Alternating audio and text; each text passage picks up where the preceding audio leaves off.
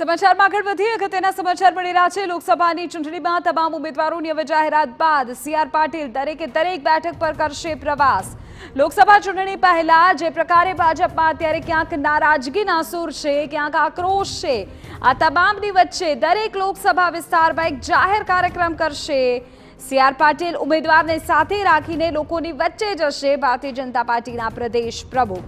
ઉલ્લેખનીય છે કે વિધાનસભા ચૂંટણી સમયે પણ સીઆર પાટીલે આ જ પ્રકારનો એક કાર્યક્રમ કર્યો હતો, ત્યારે હવે લોકસભા પહેલા વન ડે વન ડિસ્ટ્રિક્ટ જેમ અગાઉ કાર્યક્રમ થયો હતો એ જ રીતે હવે હર એક લોકસભા વિસ્તારમાં પ્રવાસ થશે। 1 એપ્રિલથી ફરી પ્રવાસ શરૂ કરશે સીઆર પાટીલ તેવા સમાચાર મળી રહ્યા છે અને 26 લોકસભા બેઠક પર તેઓ પ્રવાસ કરશે, પ્રચાર કરશે અને લોકોના મત માંગશે।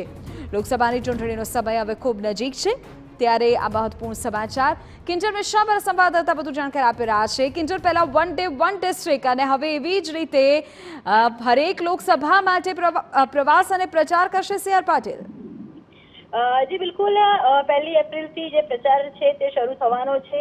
લોકસભાની ચૂંટણી પહેલા જ્યારે વિધાનસભાની ચૂંટણી હતી ત્યારે વન ડે વન ડિસ્ટ્રિક્ટ કરીને લગભગ તમામ જે જિલ્લાઓ હતા તે જિલ્લાઓના પ્રવાસ ભાજપ પ્રદેશ પ્રમુખ સીઆર પાટીલે કર્યા હતા અને હવે જ્યારે લોકસભાની ચૂંટણી છે ત્યારે પોતાની સંસદીય વિસ્તારમાં ખૂબ જ ઓછો સમય છે તે આપવાના છે, પરંતુ 26 લોકસભાની અંદર તે પ્રચાર છે તે કરવાના છે। દરેક લોકસભા વિસ્તારની અંદર એક જાહેર કાર્યક્રમ છે તે પણ કરવાના છે, જાહેર રેલી છે, સભા છે તેને સંબોધવાના છે। ઉમેદવારોને પ્રદેશ પ્રમુખ સાથે રાખી અને કાર્યક્રમ છે તે કરશે, કેમ કે 26 નામની જાહેરાત પણ થઈ ચૂકી છે અને હવે કેન્દ્રમાંથી પણ બીજા ફેઝ બાદ જે કેન્દ્રીય મંત્રીઓ છે તે ગુજરાતના પ્રવાસે આવશે। ત્યારે જેમ જેમ અત્યારે સમય છે કે 35 થી 40 દિવસનો સમય છે, જેમ સમય ઓછો થશે તેમ જેમ ચૂંટણીનો કેમ્પેન છે તે પકડાવવાનું છે, ત્યારે 26 લોકસભામાં ખુદ પ્રદેશ પ્રમુખ પ્રચાર કરવાના છે અને વોટ માટે અપીલ પણ કરશે અને જે જાહેર કાર્યક્રમો છે તે પણ કરશે।